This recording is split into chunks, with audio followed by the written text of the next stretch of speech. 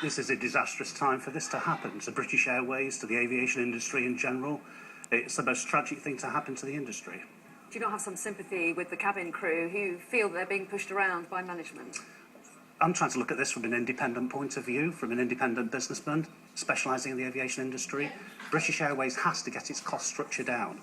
It has to. There's no alternative. The unions say that they've put forward cost cuts. They've put forward proposals that meet the kind of cost cuts that British Airways needs to make, but they've been rejected. They're clearly not acceptable to British Airways. British Airways know what they're doing. They've got to get the cost down. The average age of the fleet is about 11.5 years at the moment. They need younger aircraft. The only way they're going to be able to do that is to make cost savings, to be competitive. Every route that British Airways operates on, other airlines operate on those routes. You've worked very closely with these cabin crew.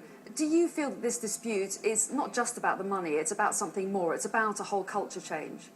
Possibly it is. We're in a different world now than what we were a few years ago.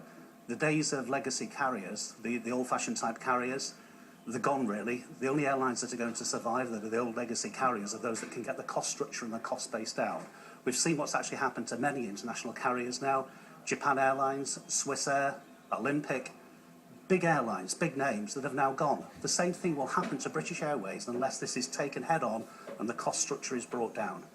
Even though British Airways in the past has always boasted a superior service, cabin crew might argue that you need to pay people a bit more, you need to have more people on the flights if you're going to get that superior service. Maybe so, but it's a different age now, it's a different industry. It's the age of the low-cost carriers, those that have got a good cost structure in place.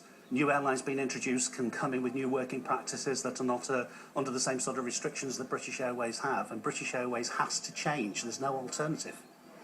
Now, British Airways has been boasting some pretty good contingency plans as far as they're concerned. They're saying that they're leasing planes from other airlines, they're training up staff. What do you make of that? Will they be able to run a good operation in your view? It's obviously not going to be 100%, but British Airways has had a long time to plan for this. They've done as best as they can. Passengers are going to be affected. It's a shame that that's going to happen. But unfortunately, I think it's come to the wire now. This has to be taken head on. British Airways is not going to survive as a profitable airline in the future unless changes are made now. How much more vulnerable do you think the airline is now that it's got to endure 7 days of strikes? I think it will survive in the short term, but long term, unless they can find a way through this problem, get the cost structure down, I can't see British Airways being a long-term profitable airline. It's a national carrier, a flag carrier. We should be proud of British Airways as British citizens, and it's a shame it's actually come to this. But you know these people, you've trained them, you've worked with them. These aren't the kind of people that would take strike action lightly, are they? They're not people who could be described as militant traditionally.